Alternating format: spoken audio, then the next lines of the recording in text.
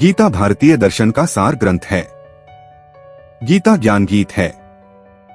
गीता अत्यंत सरल और सरस श्लोकों में आध्यात्मिक चिंतन के साथ साथ लोक व्यवहार के निर्देश प्रस्तुत करने वाली एक ऐसी लघु पुस्तिका है जो तनाव रहित जीवन जीने की कला सिखाती है, जीवन मृत्यु के चक्र का स्पष्टीकरण देती है, ईश्वर के प्रति अपने अपने तरीके से निष्ठा रखने का मंत्र देती है और प्रतीक रूप में यह समझा देती है कि इस संपूर्ण विश्व की सृष्टि और संचालन के पीछे क्या विज्ञान है तथा इस समष्टि में हमारी व्यक्तिगत हैसियत क्या है। यह जानना हमारे लिए कम महत्वपूर्ण नहीं है कि इस संपूर्ण विस्तृत जगत में एवं अनंत कालचक्र में हमारी हस्ती एक रजकण के बराबर होने के बावजूद उस परम सत्ता की एक किरण, एक दिव्य ज्योति हम में विद्यमान है। उसी आस्था और विश्वास के साथ हमें अपना लोक व्यवहार करते हुए अपने जीवन को दिव्य बनाने की ओर प्रयत्नशील रहना है। सार रूप में गीता के मुख्य संदेश निम्नानुसार हैं। पुनर्जन्म हर प्राणी जन्म मरण के शाश्वत चक्र में घूमता है। जिसका जन्म हुआ है उसकी मृत्यु होगी और जिसकी मृत्यु हुई है उसका पुनर्जन्म होगा। ईश्वर एक अदृश्य और अकथनीय शक्ति है जिससे संसार की उत्पत्ति, पालन एवं लय होता है। समय समय पर वह भी मनुष्य रूप में अवतार धारण करता है। आत्मा एक अजरमर तत्व है जो ईश्वर के अंश के रूप में प्रत्येक प्राणी के शरीर में उपस्थित है। कर्म सिद्धांत प्रत्येक प्राणी को निरंतर कार्यशील रहना चाहिए। अपने जीवन निर्वाह के लिए और सृष्टि चक्र के संचालन के लिए आवश्यक है कि नियति द्वारा निर्धारित हम अपने कार्य में परिणाम की चिंता किए बगैर संलग्न रहें। यही कर्मयोग है। त्रिगुण की संकल्पना संसार के प्रत्येक कार्य, विचार और धारणा सत, रज, तम में वर्गीकृत किए जा सकते हैं जो उनकी उत्कृष्टता या निकृष्टता की कसौटियां हैं। हमें चैतन्य होकर उत्कृष्टता का वर्ण करना चाहिए। सभी प्राणियों से मैत्री भाव, यह भी आवश्यक है कि हम अपने आसपास उपस्थित हमारे सहजीवी प्राणियों के प्रति मैत्री भाव एवं करुणा का भाव रखें और ऐसा कोई कार्य न करें जिससे किसी को असुविधा या कष्ट हो। यही हमारा सामाजिक धर्म है। गीता को यूं ही नहीं कहते माता समान, जाने जीवन में गीता का महत्व। गीता को धर्म अध्यात्म समझाने वाला अमोल काव्य कहा जा सकता है। सभी शास्त्रों का सार एक जगह कहीं यदि इकट्ठा मिलता हो तो वह जगह है गीता। गीता रूपी ज्ञान गंगोत्री में स्नान कर अज्ञानी सद्ज्ञान को प्राप्त करता है। पापी पाप ताप से मुक्त होकर संसार सागर को पार कर जाता है। गीता को माँ भी कहा गया है। यह इसलिए कि जिस प्रकार माँ अपने बच्चों को प्यार दुलार देती और सुधार करते हुए महानता के शिखर पर आरूढ़ होने का रास्ता दिखाती है, उसी तरह गीता भी अपना गान करने वाले भक्तों को सुशीतल शांति प्रदान करती है। यह मनुष्यों को सद्शिक्षा देती और नर से नारायण बनने के राह पर अग्रसर होने की प्रेरणा प्रदान करती है। गीता का गान करते करते मनुष्य उस भावलोक में प्रवेश कर जाता है जहां उसे अलौकिक ज्ञान प्रकाश, अपरिमित आनंद प्राप्त होता है। वो भी न कैसे?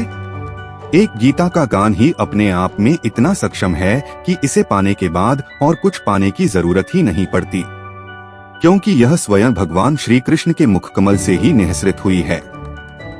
कहा भी गया है, गीता सुगीता कर्तव्या किमन्यः शास्त्र विस्तरः, यह स्वयं पद्मनाभस्य मुख पद्माद् विनिसृतः।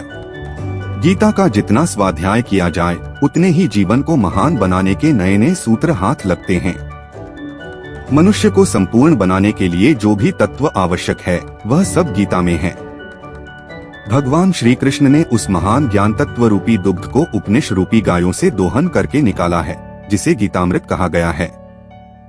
सर्वोपनिषदो गावो दोग्धा गोपालंदनः, पार्थो वत्सः सुधीर भोक्ता दुग्ध गीतामृतम में।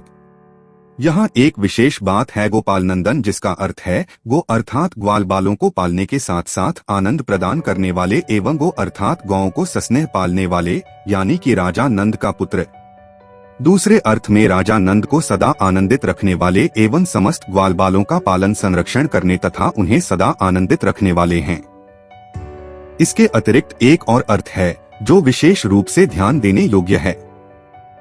वह यह कि पालन करने वाले तो संसार में बहुत हैं, पर पशुओं को भी यहाँ पशु से तात्पर्य सद्ज्ञान से रहित मनुष्यों को भी लिया जा सकता है, जो अज्ञानता के कारण पशु जैसे ही होते हैं और अधिकतर हानिकर कार्य ही करते रहते हैं। ऐसे अज्ञानी मनुष्यों को भी अपनी संतान के समान पालना विशेष महत्व रखता है, जो भगवान श्री कृष्ण में एक अनन्य विशेषता है। इसी से उनकी भगवत्ता झलकती है। ऐसे महापुरुष, सत्पुरुष, अवतारी सत्ता जब कुछ बोलते हैं तो निश्चय ही वह गीता ही हो सकती है। यहाँ गीता और श्री कृष्ण, ज्ञान और उसके प्रदाता भिन्न भिन्न नहीं हैं, बल्कि एक हैं। गीता सभी प्रकार की समस्याओं का समाधान कर सभी दुखों को हरने वाली कामधेनु जैसी है। संत विनोबा भावे कहते थे, हर कष्ट, हर दुख के लिए गीताई की शरण जाओ। महात्मा गांधी कहते थे, जब मुझे समस्याएं सताती हैं तो मैं गीता माता की गोद में चला जाता हूँ, जहाँ मुझे सारी समस्याओं का समाधान मिल जाते हैं। इस प्रकार गीता हिंदू ही नहीं, अन्यान्य संप्रदाय के लिए भी माता के समान है, जो अपनी शरण में आए हुए हर पुत्र की समस्याओं का समाधान करती है। माता सर्वापरि होती है, गुरु से भी ऊपर। इसी कारण शपथ भी ली जाती है तो गीता के ऊपर हाथ रखकर। अदालत के लिए सद्ग्रंथों की कमी नहीं है, पर गीता तो गीता है, वह माता है, सबकी माता। वह न कोई शास्त्र है, न ग्रंथ है। वह तो सबको छाया देने वाली, ज्ञान का प्रकाश देने वाली माता है। भगवत गीता की ये 5 बातें बदल देंगी। गीता में 18 अध्याय और 700 श्लोक हैं, जिनमें धर्म के मार्ग का अनुसरण करते हुए सत्कर्म करने की शिक्षा दी गई है। जीवन की सभी दुविधाओं और समस्याओं का हल गीता में मिलता है। माना जाता है कि गीता के बातों का अनुसरण करने से जीवन बदल जाता है और व्यक्ति को हर काम में सफलता मिलती है। आइए जानते हैं श्रीमद् भागवत गीता की उन 5 बातों के बारे में जिन्हें अपनाकर कोई भी विजय प्राप्त कर सकता है। गीता उपदेश की महत्वपूर्ण बातें। गीता के अनुसार व्यक्ति को अपने क्रोध पर काबू करना सीखना चाहिए। क्रोध आने पर व्यक्ति खुद पर नियंत्रण खो बैठता है और आवेश में आकर गलत काम कर बैठता है। क्रोध में लिए गए फैसले अक्सर गलत होते हैं, जिससे व्यक्ति आगे चलकर पछताता है। इसलिए क्रोध आने पर खुद को शांत करने का प्रयास करें। श्रीमद् भागवत गीता के अनुसार हर मनुष्य को आत्ममंथन जरूर करना चाहिए। आत्मज्ञान के जरिए ही व्यक्ति को अपने गुण और अवगुण के बारे में पता चलता है। आत्ममंथन व्यक्ति को सही गलत का निर्णय करने में मदद करता है। इसलिए कुछ समय अकेले रहकर आत्ममंथन जरूर करें। श्री कृष्ण के अनुसार व्यक्ति को स्वयं का आकलन करना भी बेहद आवश्यक है। जब तक आप खुद को नहीं समझेंगे, तब तक आप स्वयं से जुड़ा कोई भी फैसला मजबूती के साथ नहीं कर सकेंगे। जब मनुष्य अपने गुणों और कमियों को जान लेता है, तब वह अपने व्यक्तित्व का निर्माण सही ढंग से कर पाता है। गीता के अनुसार हर व्यक्ति को अपने मन पर नियंत्रण रखना चाहिए। मन बहुत चंचल होता है और यही हमारे दुखों का कारण बनता है। जो व्यक्ति अपने मन पर काबू पा लेता, वो सफलता की राह पर चल पड़ता है। ऐसा व्यक्ति सिर्फ अपने कर्म पर केंद्रित रहता है और लक्ष्य को आसानी से हासिल कर लेता है। श्री कृष्ण के उपदेश के अनुसार मनुष्य को उसके कर्मों के अनुरूप ही फल मिलता है। इसलिए परिणाम के बारे में सोचे बिना व्यक्ति को सिर्फ अपने कर्म पर ध्यान देना चाहिए।